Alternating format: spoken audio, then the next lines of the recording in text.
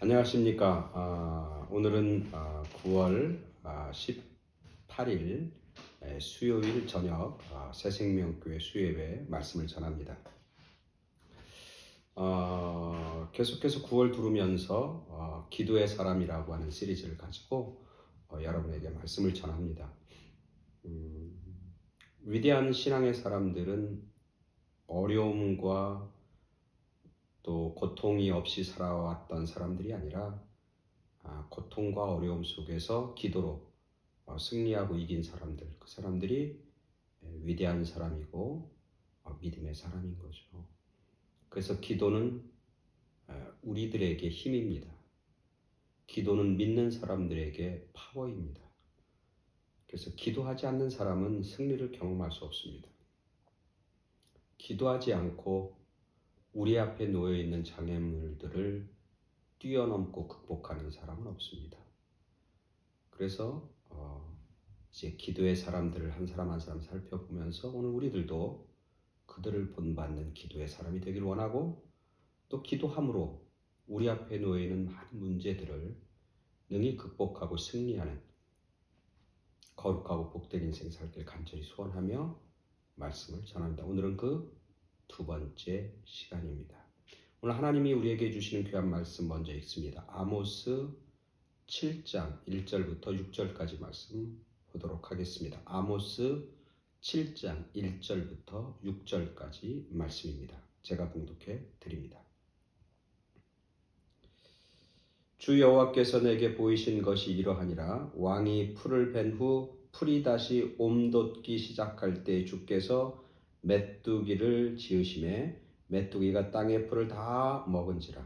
내가 이르되 주 여호와여 청하건대 사하소서. 야곱이 미약하오니 어떻게 서리이까 하매 여호와께서 이에 대하여 뜻을 돌이키심으로 이것이 이루어지지 아니하니라. 여호와께서 말씀하셨느니라. 주 여호와께서 또 내게 보이신 것이 이러하니라. 주 여호와께서 명령하여 불로 징벌하게 하시니 불이 큰 바다를 삼키고 육지까지 먹으려 하는지라. 이에 내가 이르되 주 여호와여 청하건대 그치소서. 야곱이 미약하오니 어떻게 서리이까 하매 주 여호와께서 이에 대하여 뜻을 돌이켜 주 여호와께서 이르시되 이것도 이루지 아니하리라 하시니라. 아멘. 아모스는 선지자입니다. 예언자입니다. 특별히 북이스라엘에서 이제 활동하던 예언자입니다. 남유다와 북이스라엘이 나눠졌을 때 북이스라엘에서 예언 활동을 하고 선지자 역할을 감당한 사람이 바로 아모스입니다. 그가 활동하던 시대는 북이스라엘의 여로보암이라고 하는 왕, 여로보암 2세 왕 때 활동했었습니다. 그 당시는 북이스라엘 입장에서 보면 가장 부강한 때였고 가장 경제적인 풍요를 맛보았던 시기인 것이죠. 제 개인적으로 이 아모스는 굉장히 위대한 선지자, 선지자들이 다 위대하지만 특별히 아모스는 굉장히 위대하고 그리고 존경받을 만한 그런 가치가 있는 예언자이고 선지자입니다. 그 이유는 그가 원래 출신은 어디였냐면 남유다 출신입니다. 남유다 출신임에도 불구하고 하나님이 부르셨을 때 그 부름에 전적으로 순종하고 따랐던 그런 예언자가 바로 아모스 선지자입니다. 남유다와 북이스라엘의 관계가 별로 좋지 않습니다. 어떻게 보면 서로 갈등 관계고 더 나아가면 그들은 원수의 관계입니다. 이 아모스는 그렇게 좋게 생각하지 않았던 민족, 어쩌면 원수와도 같은 민족, 자기들과 끊임없이 갈등 관계를 만들어내는 그 사람들에게 하나님의 명령대로 가서 그곳에서 하나님의 말씀을 전했던 그런 선지자였습니다. 내 민족, 내 가족, 내가 사랑하는 사람들에게 하나님의 말씀을 전했던 예언자가 아니라 어쩌면 원수 같은 사람들에게 하나님의 말씀을 그대로 전했던 그런 위대한 예언자가 바로 아모스입니다. 특별히 아모스는 원래 직업이 목자입니다. 소떼를 돌보는 목자였고 뽕나무를 가꾸는 그런 목자였음에도 불구하고 자기가 살던 삶의 기반, 남유다에 있는 자기의 삶의 모든 기반을 다 내려놓고 뒤로 하고 하나님의 말씀에 전적으로 순종하며 북이스라엘로 가서 말씀을 전했던 그런 위대한 선지자예요. 참 아름다운 선지자죠. 두 번째, 이 아모스 선지자가 위대한 것은 그 당시 북이스라엘이 굉장히 경제적인 호황과 풍요를 맛보는 시대였고 그것의 어떤 뒷모습, 암흑의 모습이 뭐냐면 경제적으로 굉장히 불평등한 일들이 많이 벌어졌고 그리고 돈을 더 많이 얻기 위해서 여러 가지 부정과 부패가 만연했고 가진 자들이 갖지 못한 자를 탄압하고 억압하는 일들이 비일비재하게 벌어졌어요. 그 당시 많은 선지자들은 그런 사회 문제에 대해서 그렇게 큰 관심이 없었어요. 그래서 그 당시 남유다나 북이스라엘에서 활동하는 선지자들의 핵심 메시지는 뭐였냐면 회개하라고 하는 것과 돌아오라고 하는 것, 그런 것들의 메시지가 중심이었어요. 그런데 이 아모스는 그런 메시지와 함께 사회 정의의 문제를 이야기합니다.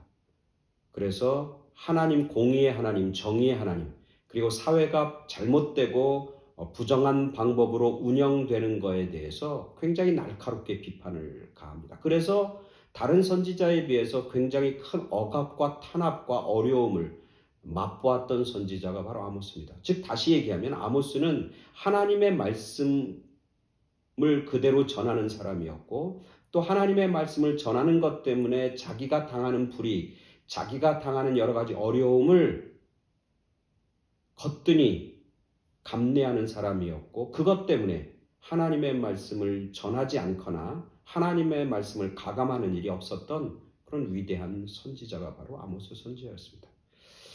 그런 위대한 선지자가 아모스인데 오늘 우리가 읽은 성경 보면 아모스 7장 1절부터 6절에 보면 좀 그런 아모스 선지자의 모습과는 반대되는 모습이 등장합니다.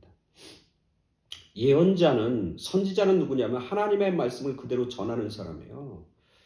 하나님의 말씀을 그대로 백성들에게 전달하는 사람이에요. 그게 예언자고 선지자입니다.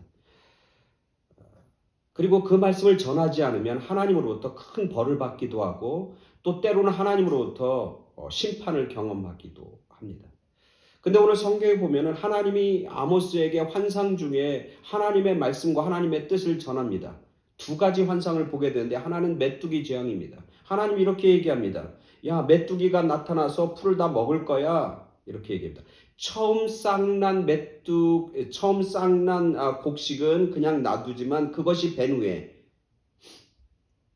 처음 곡식이 나면 처음 벤 것은 누가 먹는 거냐면 왕이 가져가는 거예요. 그리고 두 번째 옴이 돋는 것은 백성들에게 가는 거예요. 근데 첫 번째 왕이 첫 번째 싹을 다 베고 가져간 다음에 두 번째 싹이 날 때 그때 하나님께서 메뚜기를 보내신다는 거예요. 그래서 풀을 다 먹어버리겠다는 거예요. 황폐해지게 된다는 거예요. 백성들이 이제 먹을 것이 없어질 것이다. 왜? 백성들이 타락했기 때문에 하나님께서 메뚜기를 통해서 재앙을 내리시고 하나님의 백성들을 심판하겠다. 그런 메시지를 듣습니다. 그러면 예언자는 어떻게 됩니까? 그 환상과 그 메시지를 듣고 나면 그 다음날 일어나서 백성들에게 나가서 외쳐야 됩니다. 너희들 이제 메뚜기 재앙이 올 거다. 메뚜기가 너희의 풀을 다 갉아먹을 것이다. 너희의 곡식을 다 갉아먹을 것이다. 그렇게 백성들에게 전해야 합니다. 근데 오늘 우리가 읽은 본문에 보면은 그 이야기를 듣고 하나님의 그 환상을 본 다음에 이렇게 얘기합니다. 주 여호와여, 하나님, 내가 당신에게 청합니다. 내가 당신에게 간절히 청하고 기도합니다. 그런 내용이에요. 그렇게 하지 마소서. 그러지 마소서. 그러죠. 사하소서. 야곱이 미약하오니 어떻게 서리까? 아니 예언자면은 그 말을 그대로 전해야 돼. 오늘 이 아모스는 하나님 앞에 어쩌면 반기를 드는 거. 하나님 그 사하소서. 그렇게 하지 마소서. 야곱이 아직 어린아이와 같고 미약합니다. 그치소서. 그렇게 얘기하는 거예요.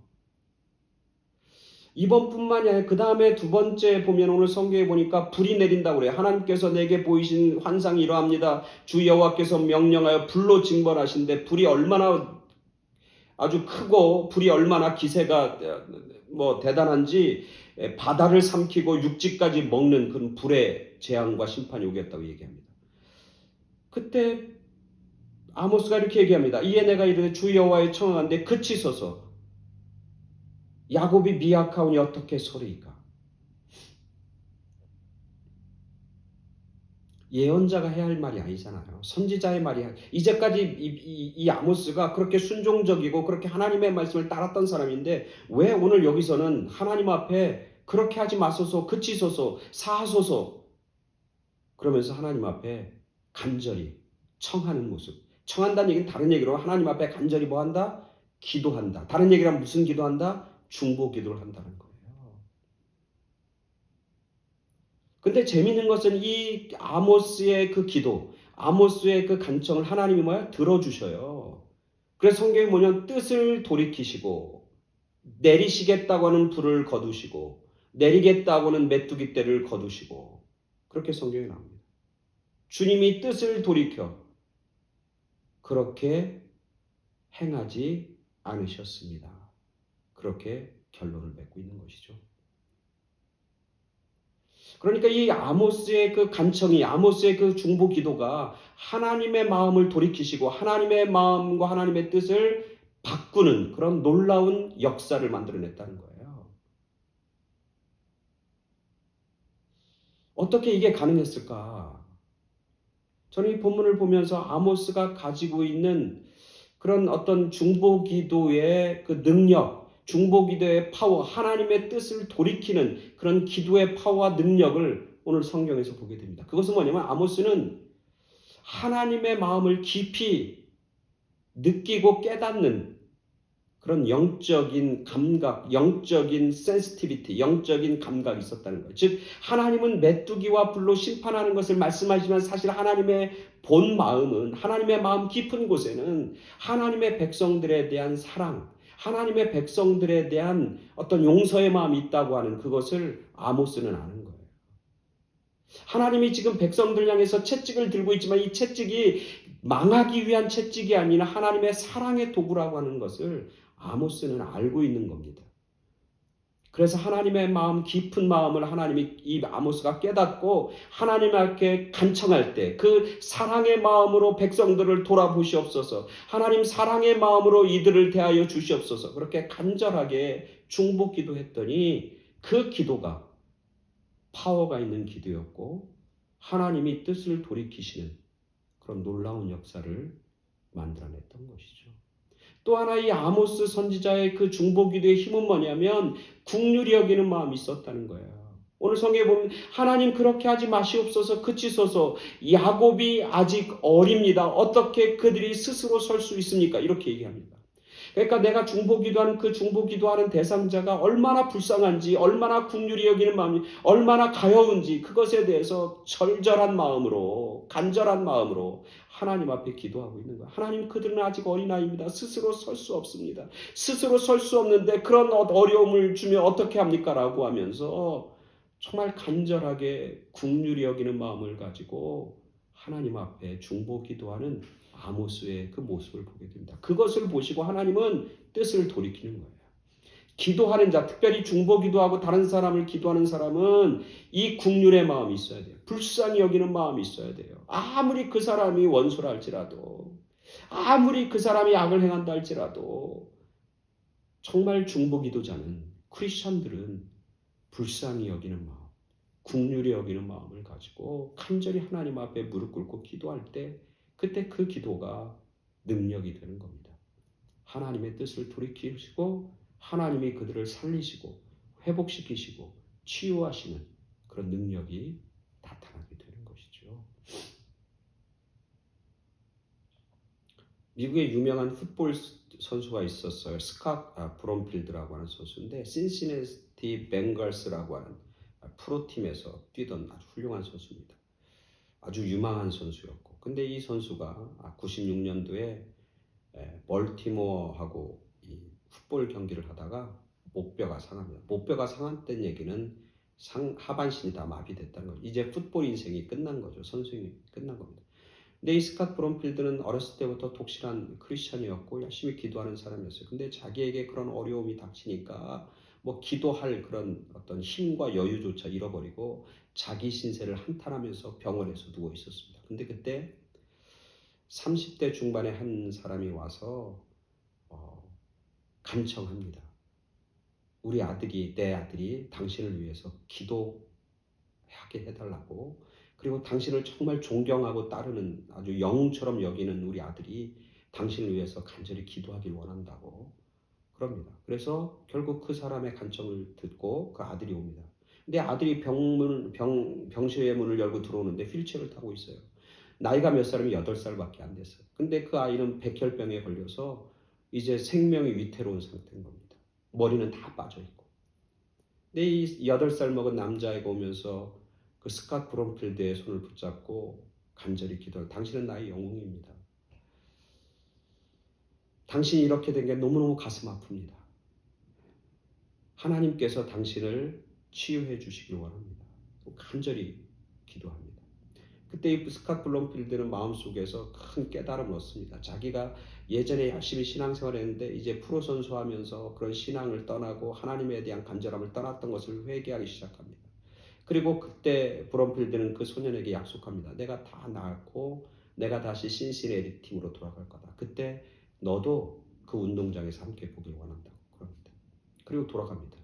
근데 정말 기적적으로 그 간절한 8살 아이의 그 긍휼히 여기는 마음을 가지고 했던 그 기도가 결국 치유의 힘, 치유의 파워로 나타나기 시작. 그래서 그 선수가 회복이 됩니다. 기적적으로. 그리고 신시내리 벵갈스로 다시 돌아갑니다. 참 놀라운 것은 그렇게 간절하게 사모하며 기도했던, 긍휼히 여기면서 기도했던 그 소년의 그 병도 결국 호전이 됩니다. 그래서 약속한 대로 신시내리 벵갈스 그 경기장에서 두 사람이 만나게 되는 거죠. 하나님께서 이렇게 얘기합니다. 긍휼히 여기는 자는 복이 있나니 저들이 긍휼히 여김을 받을 것이다. 다른 사람을 긍휼히 여기며 불쌍히 여기며 간절히 기도하는 사람들을 하나님은 긍휼히 여기고, 그리고 긍휼의 은혜, 치유의 은혜, 그리고 그 긍휼히 여기는 그 기도를 하나님이 들으시고 뜻을 돌이키시고 은혜와 승리와 풍성함으로 채워주신다고 약속해 주시는 것이죠. 오늘 기도의 사람 두 번째 아모스, 긍휼의 기도입니다. 오늘 우리들이 정말 그런 기도의 사람, 그런 간절한 마음으로 긍휼히 여기는 마음으로 기도하는 그런 우리 모두가 되어서 긍휼의 기도, 그 기도의 능력과 기적과 그리고 승리를 경험하고 체험하는 그런 저와 여러분 모두가 되길 간절히 축원합니다. 아멘. 감사합니다.